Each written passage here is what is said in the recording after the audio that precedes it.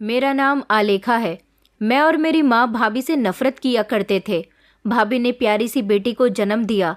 कई बार मैंने और माँ ने भाभी को मारने की भी कोशिश की, लेकिन हम दोनों हर बार नाकामयाब रहे। लेकिन जब भाभी ने बेटी को जन्म दिया तो हम दोनों माँ बेटी के दिल में भाभी के खिलाफ नफरत और जलन और ज़्यादा बढ़ गई थी, और ये बच्ची हमें बिल्कुल भी पसंद नहीं थी। इसलिए मैंने और मेरी माँ ने भाभी को जान से मारने का इरादा कर लिया। जिस अस्पताल में भाभी ने अपनी बेटी को जन्म दिया था, हमने भाभी और उनकी बेटी को मारकर उसी अस्पताल के पीछे वाले गार्डन में गड्ढा करके दबा दिया। मेरे भैया पहले ही काम के सिलसिले में दूसरे शहर गए हुए थे, और भैया की गैर मौजूदगी में भाभी और उनकी बेटी को रास्ते से हटाना हमारे लिए ज़्यादा मुश्किल नहीं था। हम दोनों नहीं चाहते थे कि भैया को हमारी सच्चाई पता चले। भैया तो पूरे 1 महीने बाद घर वापस आने वाले थे। हमने उनको नहीं बताया था कि उनकी पत्नी ने बेटी को जन्म दिया है। हालांकि हम में से किसी ने भी उनको ये खबर नहीं पहुंचाई थी। भाभी और उनकी बेटी को जान से मारने के बाद हम दोनों माँ बेटी सुकून से हो गए थे।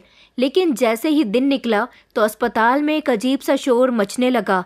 जैसे ही हम लोग बाहर की तरफ भागे तो भैया को सामने देखकर हमारे पैरों तले से ज़मीन निकल गई। सुबह सवेरे का टाइम था और मैं गहरी नींद में सो रही थी। आज मुझे नाश्ता मिलेगा भी या नहीं? भाभी ने जल्दी से घबराते हुए शब्दों में माँ से कहा कि जी जी माँ जी, मैं अभी आपको नाश्ता देती हूँ। वो आलेखा के कपड़ों पर इस्त्री कर रही थी। आपने ही तो बोला था कि आलेखा उठने वाली होगी, सबसे पहले उसके कपड़ों पर इस्त्री कर दो, वरना उसे कॉलेज जाने में देर हो जाएगी। माँ कहने लगी कि तूने कभी कोई काम समय पर किया है? ये काम दिए हुए मुझे पूरा 1 घंटा हो गया और 1 घंटे से तू आलेखा के कपड़ों पर इस्त्री ही कर रही है। यहाँ मैं भूख से मरी जा रही हूँ। भाभी ने कहा कि नहीं नहीं माँ जी, ऐसा मत कहिए, मैं अभी आपके लिए नाश्ता बनाकर लाती हूँ। मैं अभी उठी और कहने लगी कि अरे माँ, ये किस बात का शोर मचाया हुआ है? मेरा सर दर्द से फटा जा रहा है। जिस दिन से ये औरत इस घर में आई है, मैं सुकून की नींद नहीं सो पाई हूँ। माँ कहने लगी कि बेटा, पता नहीं हमारी सुकून भरी जिंदगी कहाँ चली गई। मैंने तो तेरे भाई से मना किया था कि इस लड़की से शादी ना करे, मगर उसने मेरी बात ना मानकर बहुत बड़ी गलती की है। मेरी भाभी, जिनका नाम श्वेता था, वो खामोश खड़ी हुई किचन में माँ के लिए चूल्हे की एक तरफ पर चाय चढ़ा रही थी तो दूसरी तरफ पराठे बना रही थी, और फिर जल्दी जल्दी उन्होंने मुझे और माँ दोनों को ही नाश्ता दिया। भैया भाभी की शादी को 4 महीने गुजर चुके थे। मेरे भैया, जिनका नाम मुकुल था, वो अपनी माँ और मुझसे बहुत प्यार किया करते थे। पापा के मरने के बाद भैया ने वादा किया था वो अपनी माँ और बहन को किसी तरह की कोई परेशानी नहीं होने देंगे। भैया अच्छी कंपनी में नौकरी करते थे और मेरी हर छोटी से छोटी और बड़ी से बड़ी ख्वाहिश को फौरन ही पूरी कर दिया करते थे। वो माँ का भी बहुत ख्याल रखते थे। माँ को अगर छोटी सी भी तकलीफ होती तो भैया फौरन ही उन्हें डॉक्टर के लेकर भागते थे और उन्हें बिस्तर से उठने भी नहीं देते थे। मैं भी घर का कोई काम नहीं करती थी। मेरी उम्र 18 साल थी और मैं अभी पढ़ाई कर रही थी। भैया ज़्यादातर हमें बाजार से ही खाना लाकर दिया करते थे। थोड़ी बहुत घर की साफ सफाई होती थी, वो तो मैं और माँ मिलकर कर लिया करते थे। माँ भैया से बहुत ही ज़्यादा प्यार करती थी। भैया जब हम दोनों की फिक्र करते थे तो हम दोनों को ये सब बहुत अच्छा लगता था। मैं माँ से कहती थी कि माँ, मैं चाहती हूँ कि मेरे भैया हमेशा से ही ऐसे रहें, क्योंकि हमारे पड़ोस वाली जो नीलम है, उसका भाई तो अपनी बहन को मुंह भी नहीं लगाता, ना ही वो अपनी माँ से ठीक से बर्ताव करता है। मगर मेरे भैया बहुत अच्छे हैं, हमेशा मेरे भैया ऐसे ही रहें। माँ कहती थी कि बेटा, इसी तरह से रहेगा। अरे नीलम के भाई की तो शादी हो गई है, उसकी पत्नी ने उसे अपने वश में कर लिया, मगर मैं अपने बेटे की शादी कभी नहीं करूँगी। शादी से पहले बेटे अपने घर वालों के होकर रहते हैं, लेकिन जब शादी हो जाती है तो अपनी पत्नी के पल्लू से बन जाते हैं। उसके बाद ना तो उन्हें अपना परिवार नजर आता है और ना ही परिवार के सदस्यों की कोई तकलीफ। मैं ऐसा दिन कभी नहीं आने दूंगी।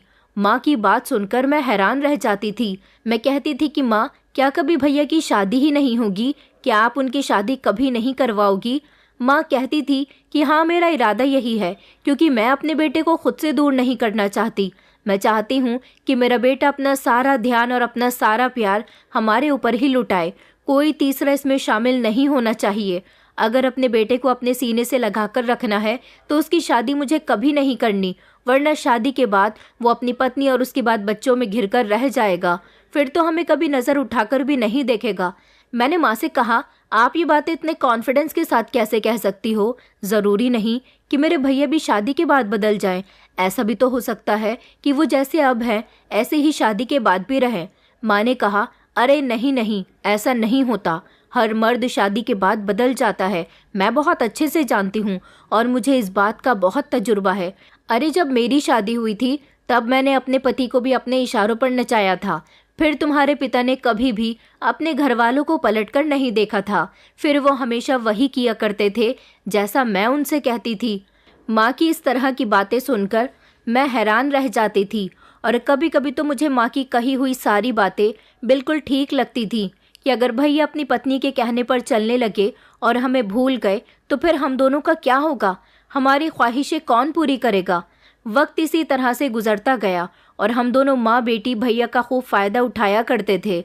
मेरा जब जिस चीज़ को खाने का मन करता मैं भैया से फ़ोन करके कह दिया करती थी तो भैया उसे घर पर ही डिलीवर करवा दिया करते थे। मुझे जैसा कपड़ा पहनने का मन करता भैया मुझे उसको खरीदने के लिए पैसे दे दिया करते थे। भैया कहते थे कि मेरी दुनिया तुम दोनों ही तो हो, अब मैं तुम दोनों की ख्वाहिशें पूरी नहीं करूँगा तो फिर किसकी करूँगा? हमारी ज़िंदगी सुकून से और बहुत अच्छी गुजर रही थी।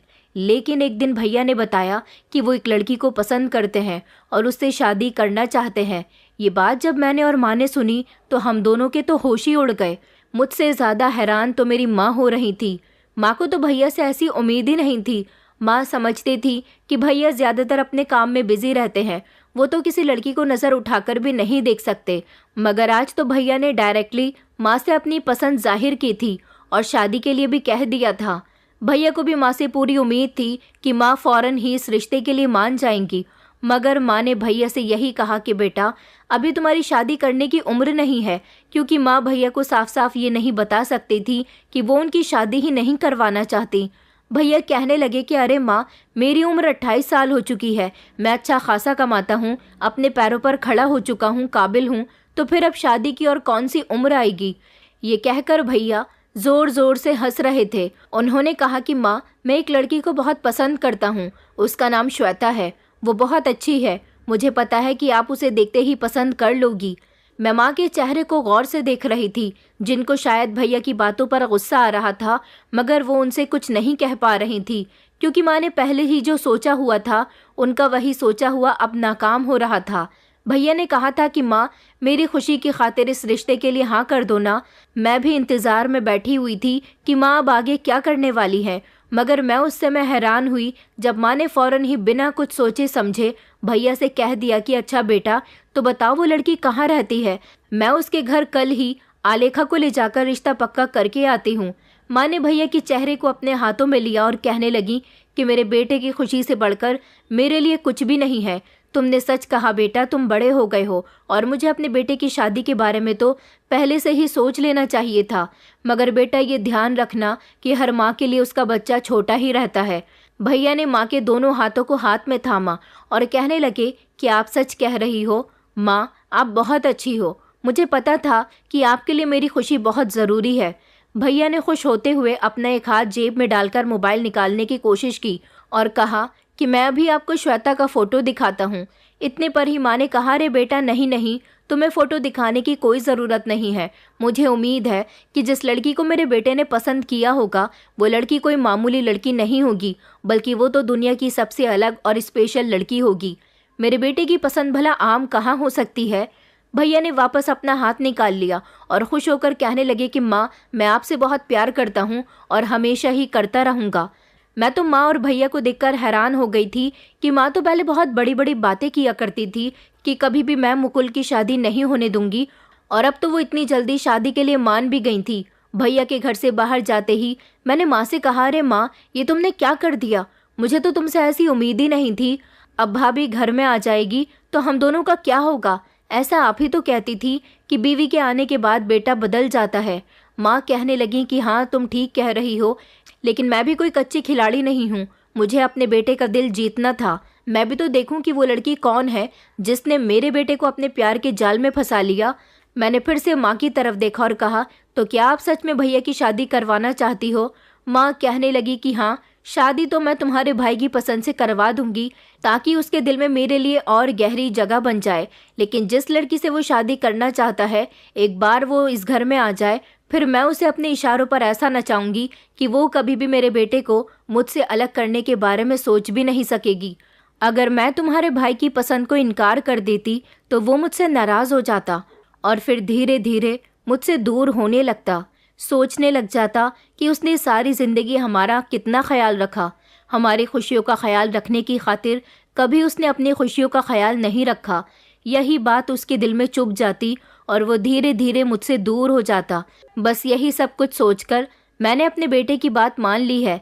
मैंने तो माँ को दाद दी और ताली बजाते हुए कहा कि माँ, आप तो सच में ग्रेट हो। मैंने तो सोचा भी नहीं था कि ऐसा भी हो सकता है। आप तो बड़ी दूर की सोचती हो। माँ के चेहरे पर एक शातिराना मुस्कुराहट थी और फिर अगले ही दिन मैं और मेरी माँ भैया की पसंद की लड़की को देखने और उसके घर उसका हाथ मांगने के लिए चले गए थे। लड़की तो सुंदर थी मगर गरीब घर की थी। लड़के वालों के लिए खुशकिस्मती थी कि उनकी बेटी के लिए इतने अच्छे और काबिल लड़के का रिश्ता आया था। कुछ समय के बाद ही भैया की शादी हो गई और फिर उस दिन के बाद से ही माँ ने उसे अपने इशारों पर नचाना शुरू कर दिया। पहले जो हम माँ बेटी थोड़ा बहुत काम कर लिया करते थे, अब भाभी के घर में आ जाने से हम दोनों किसी काम को हाथ तक नहीं लगाया करते थे।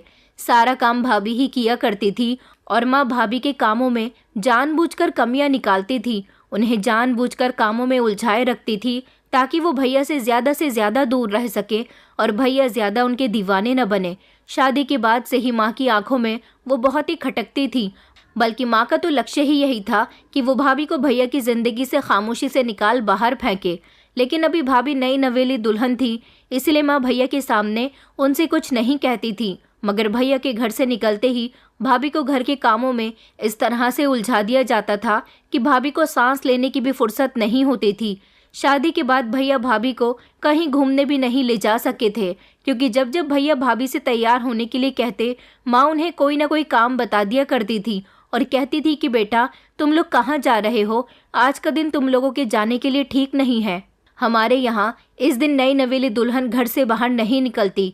अब भैया तो वैसे भी माँ की बातें बहुत अच्छे से मानते थे, इसलिए जैसा माँ कहती वो वैसा ही किया करते थे और इस सब से भाभी बिल्कुल खामोश रहती थी।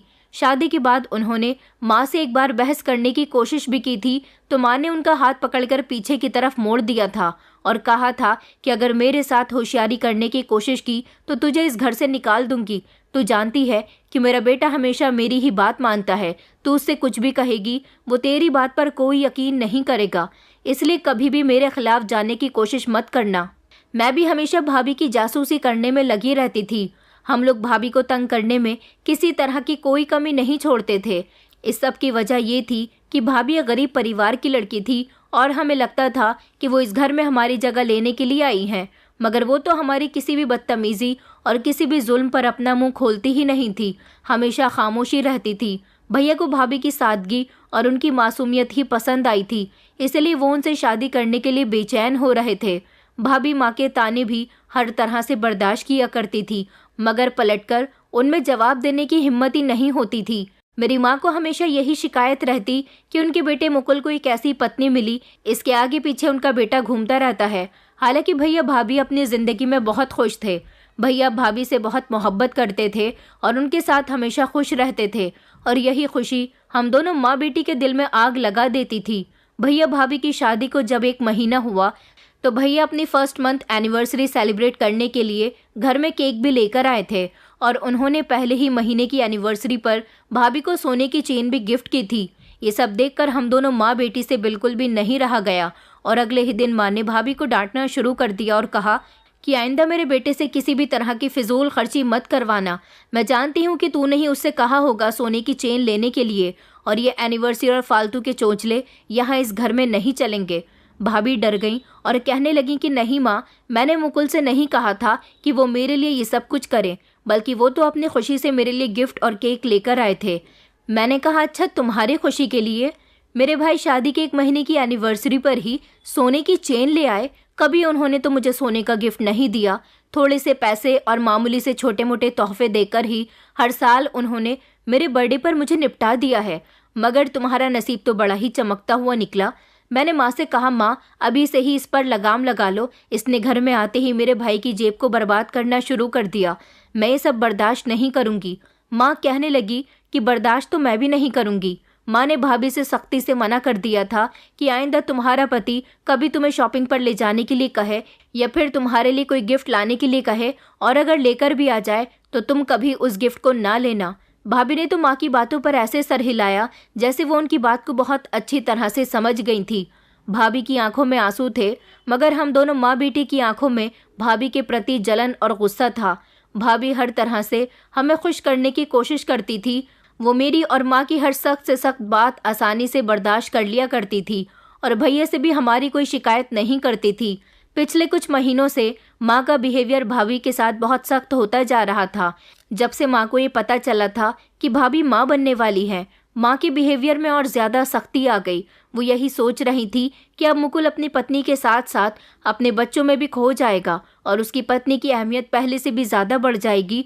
और अहमियत बढ़ने का मतलब यही है कि फिर हम दोनों माँ बेटी अपनी अहमियत भैया की नज़र में खो देंगे। फिर भैया अपनी पत्नी और अपने बच्चों में ही लगे रहेंगे। फिर तो हम लोग इस घर में एक बेफजूल की चीज़ बनकर रह जाएंगे जिसे कोई पूछने वाला भी नहीं होगा।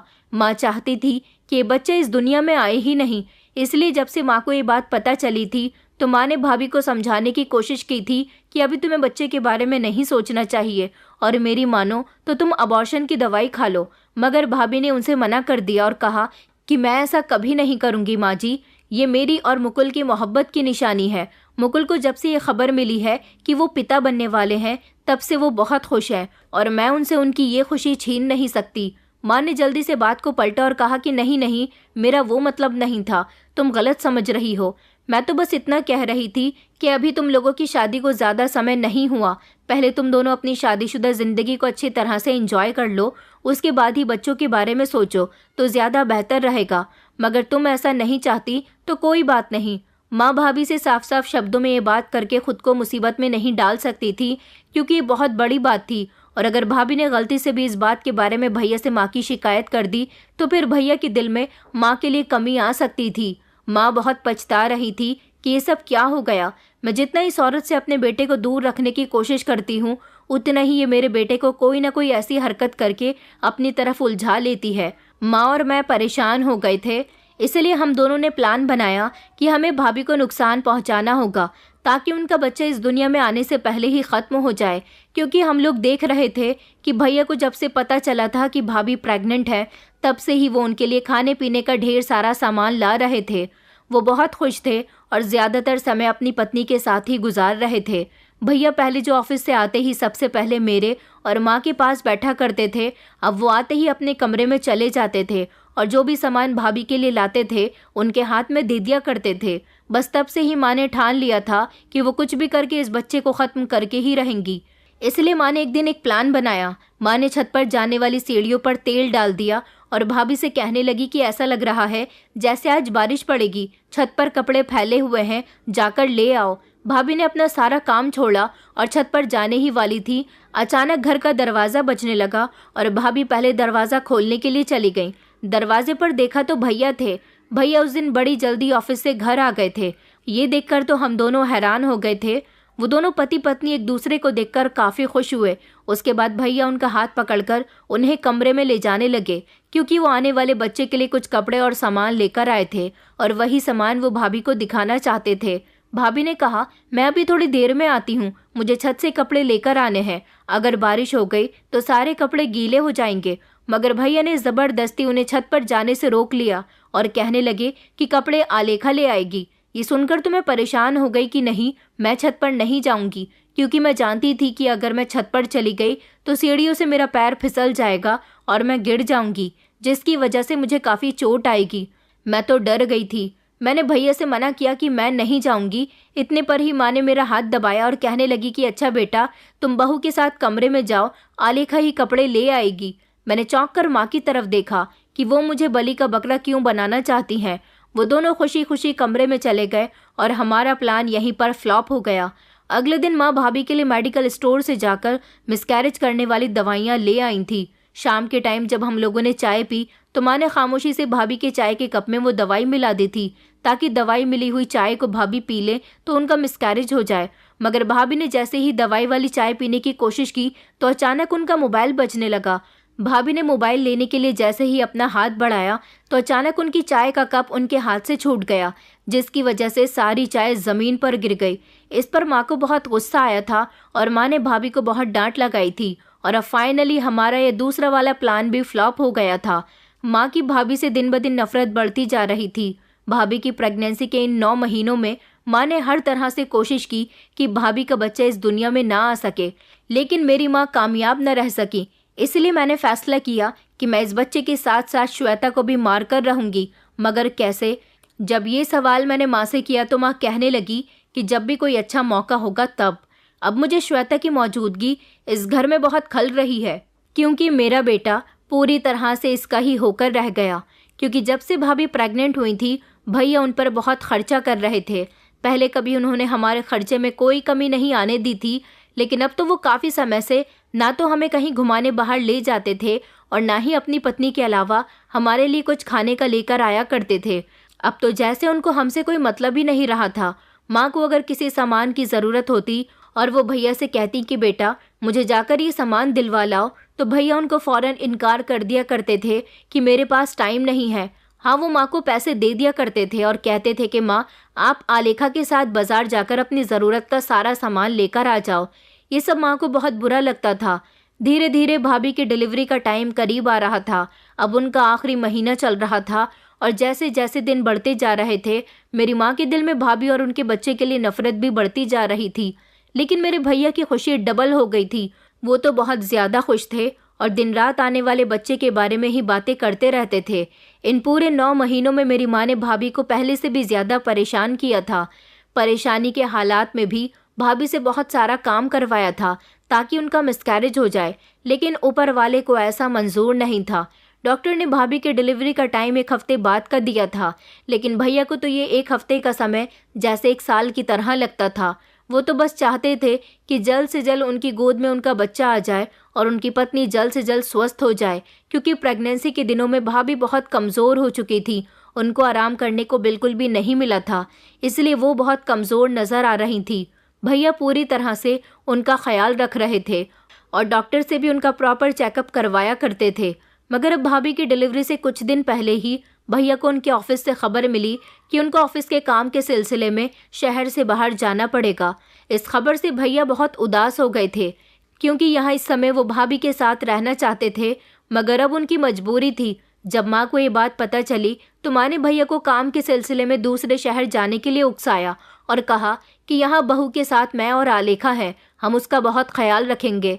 माँ ने साथ ही उनसे ये भी कहा कि तुम चले जाओ, क्योंकि इस समय पैसे की ज़्यादा ज़रूरत है। बच्चा आ जाएगा तो खर्चा भी डबल हो जाएगा, इसलिए बेटा पहले तुम अपने काम की तरफ देखो। भैया उदास हुए, लेकिन फिर उन्होंने सोचा कि माँ बिल्कुल ठीक कह रही हैं और भैया का काम भी बहुत ज़रूरी था, इसलिए वो अगले ही दिन अपनी पैकिंग करने के बाद दूसरे शहर के लिए रवाना हो गए थे। यहाँ भाभी भैया के जाने से बहुत उदास थी, क्योंकि ऐसे समय पर उन्हें भैया के साथ की बहुत ज़रूरत थी। लेकिन माँ और मेरा रास्ता साफ हो चुका था, क्योंकि हम लोग भी यही चाहते थे कि भाभी की डिलीवरी के समय भैया उनके साथ ना हो। माँ भाभी से अपना बदला पूरा करना चाहती थी। अब माँ ने अपने दिमाग में ठान लिया था कि वो कुछ भी करके भाभी की जान लेकर ही रहेंगी। लेकिन रात का समय था जब अचानक भाभी को लेबर पेन होने लगा और वो ज़ोर ज़ोर से चिल्लाने लगी। वो दर्द से बहुत चीख रही थी। काफ़ी समय तक तो मैं और माँ उनको अस्पताल लेकर नहीं गए। माँ कहने लगी कि ये इसी तरह तड़प तड़प कर मर जाएगी, मगर भाभी दर्द से बहुत चिल्ला रही थी और उनकी आवाज़ आसपास के घरों में जा रही थी। वो रात के लगभग 8 बजे का टाइम था जब पड़ोस के लोगों ने हमारा दरवाज़ा पीटना शुरू कर दिया और कहा कि बहन तुम्हारी बहू क्यों चिल्ला रही है। तो माँ ने जल्दी से बात बनाई और कहा कि बहू को दर्द हो रहा है, मैं उसे अस्पताल लेकर जा रही हूँ। डॉक्टर ने तो अगले हफ्ते का टाइम दिया था, लेकिन भाभी की डिलीवरी होने ही वाली थी, इसलिए माँ को भाभी को लेकर अस्पताल जाना पड़ा। मैं भी माँ के साथ साथ गई थी। वहाँ डॉक्टर ने फ़ौरन ही भाभी को एडमिट कर लिया और फिर आधे घंटे के बाद ही हमें खबर मिली कि भाभी ने बेटी को जन्म दिया। मैं तो खुशी से उछल उठी थी। मैंने खुशी से माँ को गले लगाया और कहा कि भाभी को बेटी हुई है, ये तो बहुत ही खुशी की बात है। माँ ने कहा कि तुझे ज़्यादा खुश होने की ज़रूरत नहीं है और इस बारे में अपने भाई को कुछ मत बताना। वैसे तो उसे 1 महीने बाद आना है, लेकिन अगर उसे बेटी की खबर मिल गई तो वो यहाँ फौरन दौड़ा दौड़ा चला आएगा। माँ ने तो भाभी की बेटी को गुस्से में अपनी गोद में भी नहीं लिया था, मगर वो बड़ी प्यारी थी। मुझे तो उसे देखकर उस पर प्यार आ रहा था। भाभी की कंडीशन ठीक नहीं थी, वो बेहोशी की हालत में थी। बच्ची मेरी ही गोद में थी। माँ ने कहा कि आज रात में इस बच्ची और श्वेता को ठिकाने लगा दूंगी। मैंने कहा मगर माँ, भाभी तो हॉस्पिटल से 2-3 दिन के बाद डिस्चार्ज होंगी, तो फिर आप आज रात उन्हें कैसे मार सकती हो? माँ कहने लगी कि आज से अच्छा दिन मेरे लिए कोई नहीं है। मेरी माँ बहुत पहुंची हुई इंसान थी। माँ कहने लगी अब सब कुछ ठीक हो जाएगा। जिस काम के लिए मैं काफ़ी लंबे समय से तरस रही हूँ, मेरा वो काम आज होने ही वाला है। माँ मुझे लेकर कमरे के अंदर चली गई और भाभी को बड़ी तरसती हुई नज़रों से देखने लगी, जो अभी तक बेहोश थी। मैंने भाभी के बराबर में ही उनकी बेटी को भी लिटा दिया था।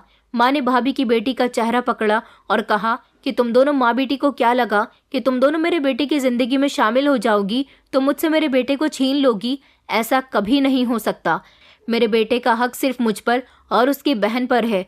क्या तुम दोनों माँ बेटी का करने के लिए मैंने अपने बेटे को इतना बड़ा किया था?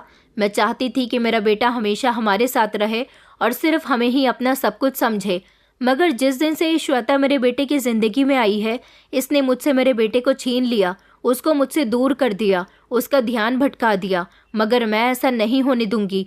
मैं और ज़्यादा अपने बेटे को खुद से दूर नहीं होने दे सकती, और जब तक तुम दोनों इस दुनिया में रहोगी तब तक मेरा बेटा कभी भी हम पर ध्यान नहीं देगा। मैंने कहा माँ, आप बिल्कुल ठीक कह रही हो। आखिर इन दोनों का क्या हश्र करना चाहिए? माँ ने भाभी के बेड पर रखा तकिया उठाकर भाभी के मुंह पर रख दिया, जो पहले से ही बेहोश थी, लेकिन उनकी सांसें चल रही थी। तकिया जोर से मुंह पर रखने पर और उनका दम घुटने पर भाभी की मौत हो गई। भाभी जैसे लेटी हुई थी वैसे ही इस दुनिया से चली गई। उन्होंने तो कोई हरकत भी नहीं की और हमारे लिए भाभी को मारना बहुत आसान हो गया। लेकिन माँ इस बच्ची को भी मारना चाहती थी, इसलिए उन्होंने सोचा कि इस अस्पताल के पीछे एक बहुत बड़ा गार्डन है, हम वहाँ पर भी तो भाभी और उनकी बेटी को दबा सकते हैं। इससे इन दोनों माँ बेटी का नामो निशान खत्म हो जाएगा। मैंने कहा माँ, अगर हमें ऐसा करते हुए किसी ने देख लिया तो क्या होगा? माँ कहने लगी कि कुछ नहीं होगा। अगर किसी ने हमें देख लिया तो हम उसे पैसों का लालच दे देंगे और उसका मुंह बंद करवा देंगे, मगर हमें इन दोनों को यहाँ से निकालना होगा। अगर यहाँ कोई डॉक्टर आ गई तो हम पकड़े जाएंगे। माँ ने मुझे बाहर पहरा देने के लिए कहा और खुद माँ ने भाभी की लाश को एक चादर में लपेट लिया, जबकि उनकी बेटी मेरी ही गोद में थी। माँ ने जैसे तैसे भाभी की लाश को बेड से उतारा और चादर में लपेटकर चादर का कोना पकड़कर उसे घसीटते हुए बाहर की तरफ ले आई और कहने लगी कि मेरी मदद करो। मैं उनकी मदद करने लगी और साथ ही साथ में ये भी देख रही थी कि कोई आ तो नहीं रहा, लेकिन जैसे ही हमें महसूस होता कि कोई आ रहा है तो हम दोनों खामोशी से छुप जाते। वैसे भी आधी रात का समय हो रहा था। यहाँ ज़्यादा पब्लिक नहीं थी, सिर्फ डॉक्टर या फिर नर्सेज ही किसी न किसी पेशेंट का चेकअप करने के लिए आ जा रही थी।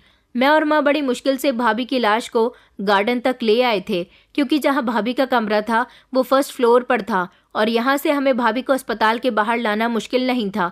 वैसे भी हम भाभी को छोटे और मामूली से अस्पताल में लेकर आए थे, जहाँ पर कैमरे भी नहीं लगे हुए थे, जिसकी वजह से किसी के पास हमारे खिलाफ कोई सबूत होता।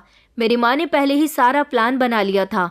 भाभी और उनकी बेटी को गार्डन में ले जाने के बाद माँ ने एक तरफ से बेलचा उठाया और ज़मीन खोदनी शुरू कर दी और मुझसे कहने लगी कि तुम ध्यान रखो, अगर कोई आए तो मुझे बताना। माँ जब ज़मीन खोद रही थी तो उसकी आवाज़ चारों तरफ गूंज रही थी, क्योंकि रात का समय था, लेकिन वहाँ गार्डन में कोई रात के समय कोई आता जाता भी नहीं था, इसलिए हम इस काम को लगभग 2 घंटे में कर चुके थे। माँ ने एक बड़ा सा गड्ढा खोदा और उसमें चादर में लिपटी भाभी की लाश को धकेल दिया और साथ ही मेरे गोद में भाभी की बेटी को छीनकर उसको भी उसमें ही डाल दिया, और जितनी मिट्टी उन्होंने खोद कर निकाली थी वो सारी ही मिट्टी उन्होंने उसमें वापस डाल दी और उस जगह को अच्छे से सेट कर दिया। ये सब करते हुए मेरी माँ को बिल्कुल भी कोई अफसोस नहीं था। उनका कहना सिर्फ यही था कि मेरा बेटा मुझसे दूर नहीं होना चाहिए, मेरा बेटा सिर्फ मेरा रहना चाहिए। अब मेरे रास्ते का बहुत बड़ा कांटा हट चुका है, मेरा बेटा अब मेरा हो जाएगा। हाँ, उसे अपनी पत्नी के मरने का दुख ज़रूर होगा। मैंने माँ से कहा, लेकिन माँ, हम भैया को क्या बताएंगे कि भाभी और उनकी बेटी को क्या हुआ और वो कहाँ गई? माँ ने कहा, इसकी प्लानिंग भी मैं कर चुकी हूँ। तुम्हारे भाई को हम बताएंगे ही नहीं कि उसकी बेटी हुई है, और सिर्फ उसको इतना ही बताएंगे कि बहू के अचानक तेज दर्द होने लगा उसकी तबीयत बिगड़ी। हम उसे अस्पताल लेकर जाने ही वाले थे, मगर रास्ते में उसने दम तोड़ दिया, जिसकी वजह से उसकी मौत हो गई और हमने उसका अंतिम संस्कार भी कर दिया।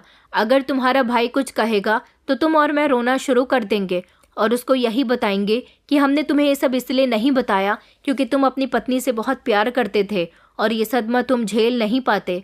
मैंने माँ से कहा, माँ आपने प्लान तो बहुत ही अच्छा बनाया है, क्या ये काम करेगा? माँ कहने लगी कि हाँ, ये ज़रूर काम करेगा। अब जल्दी से हमें यहाँ से गायब होना होगा, वरना कोई भी हमें पकड़ लेगा।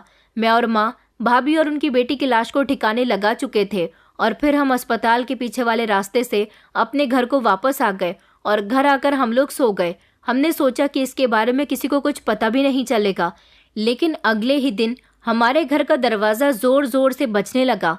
जैसे ही मैं दरवाज़ा खोलने के लिए गई तो दरवाजे पर भैया को खड़े देखकर मेरी आंखों की सारी नींद गायब हो गई थी। मेरे तो पैरों तले से ज़मीन निकल गई कि भैया इस समय क्या कर रहे हैं, जबकि उनको तो अगले महीने घर आना था। भैया ने चिल्लाते हुए कहा कि तुम्हारी भाभी कहाँ है, बताओ मुझे, श्वेता कहाँ है? भैया मुझे बहुत ही गुस्से में नजर आ रहे थे। भैया को इस तरह गुस्से में देखकर मैं डर गई थी। शोर की आवाज़ सुनकर माँ भी जल्दी से दरवाजे पर आई। माँ ने भी जब भैया को देखा तो वो भी परेशान हो गई थी और फिर ऊपर से भैया का गुस्सा तो शांत होने का नाम ही नहीं ले रहा था। मगर भैया ऐसा रिएक्शन क्यों दे रहे थे? क्योंकि उन्हें तो पता ही नहीं था कि रात को मैंने और माँ ने भाभी के साथ क्या किया।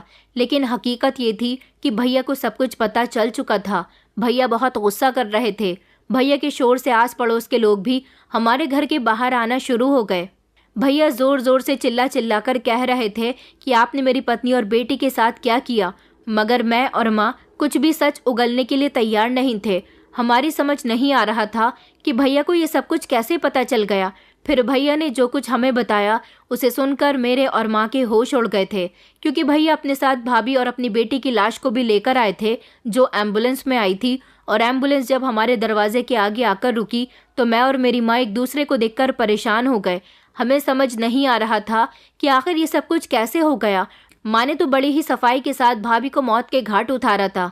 भैया माँ से कह रहे थे कि मेरी पत्नी और बेटी की लाश वहाँ गार्डन में क्या कर रही थी, उसके साथ क्या किया गया। वो माँ को झंझोड़ झंझोड़ कर माँ से पूछ रहे थे और चिल्ला चिल्ला कर रो रहे थे। माँ कहने लगी कि बेटा मुझे कुछ नहीं पता इस बारे में। भैया ने उन्हें सारी सच्चाई बतानी शुरू की। उन्होंने कहा कि कल रात आप जिस अस्पताल में श्वेता को ले गई थी, वहाँ पर मेरा एक दोस्त भी अपनी पत्नी को लेकर वहाँ गया हुआ था। उसने जब श्वेता को और आपको वहाँ देखा और डॉक्टर से पूछा कि क्या बात है, तो डॉक्टर ने उसे बताया कि इनके यहाँ बेटी हुई है।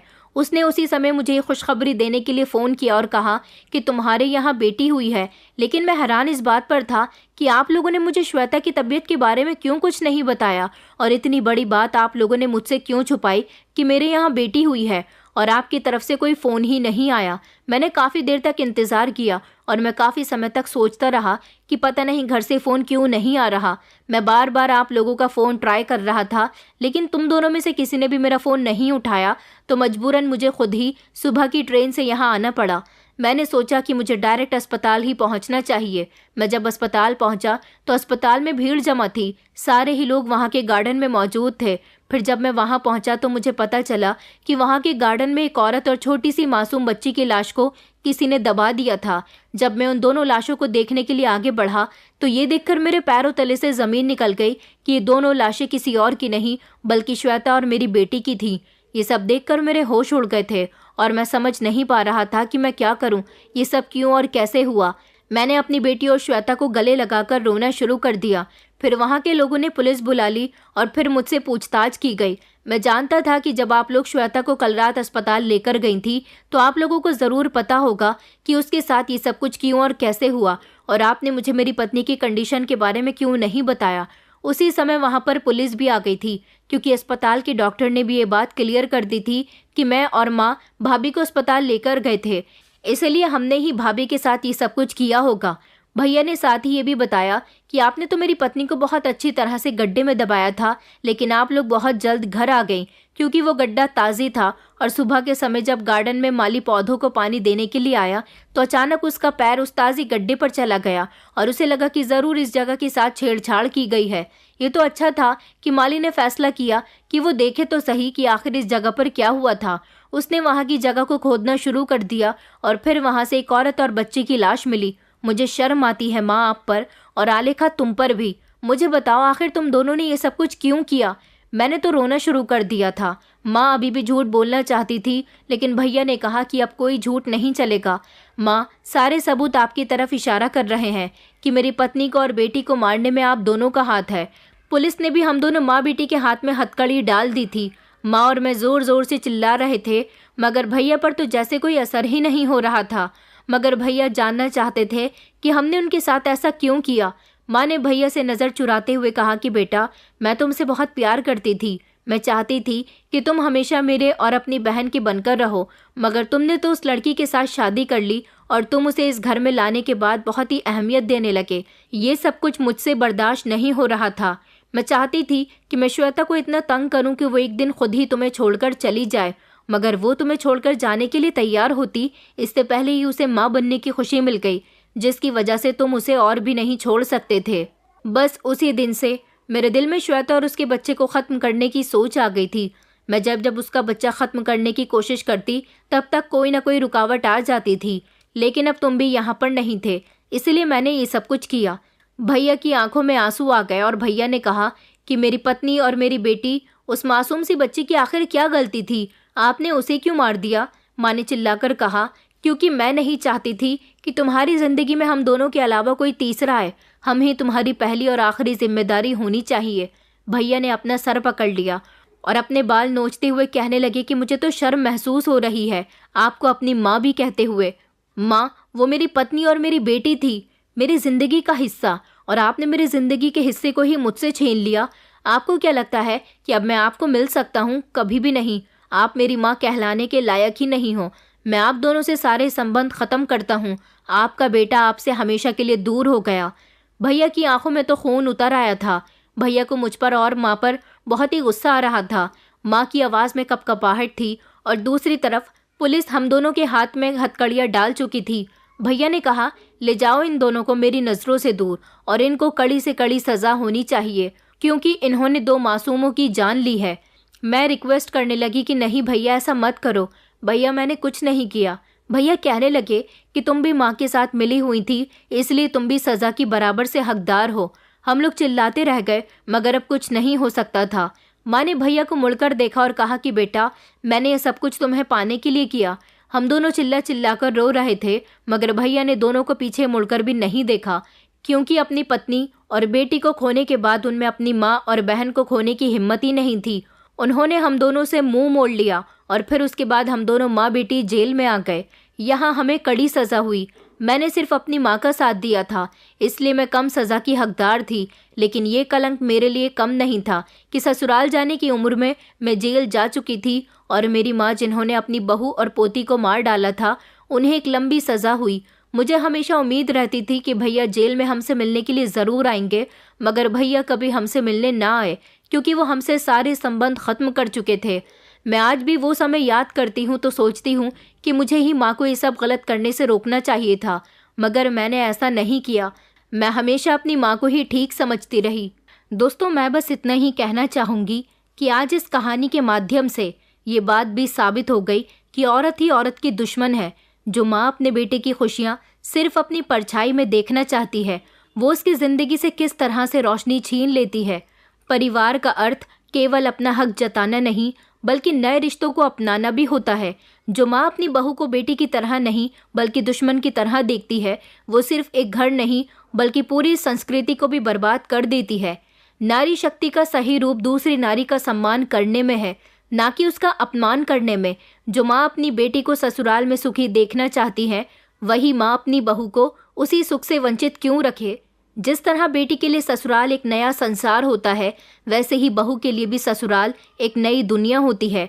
अगर हर माँ अपनी बहू को भी बेटी का दर्जा दे तो कोई भी घर टूटा हुआ नहीं लगेगा, बल्कि हर आंगन खुशियों से रोशन होगा। मेरी गुजारिश है उन सभी माताओं से, अगर आप अपनी बहू को बेटी का दर्जा देंगी तो आपकी अपनी बेटी भी ससुराल में बहू नहीं बल्कि बेटी ही बनकर रहेगी, क्योंकि यही तो कर्म का नियम है। जैसा आप देंगे वैसा ही लौट कर आपके पास आएगा। प्यार और सम्मान बोएंगी तो वही आपको वापस मिलेगा। एक अच्छा परिवार बनाने के लिए सास को भी माँ बनना होगा, तभी हर घर में सुकून और खुशहाली बनी रहेगी। दोस्तों, उम्मीद करती हूँ आपको हमारी कहानी पसंद आई होगी। कहानी पसंद आई है तो वीडियो को लाइक करें, चैनल पर नए हैं तो चैनल को सब्सक्राइब करें और हाँ, नोटिफिकेशन बेल को ज़रूर दबाएं ताकि अगली अपडेट सबसे पहले आपको मिले।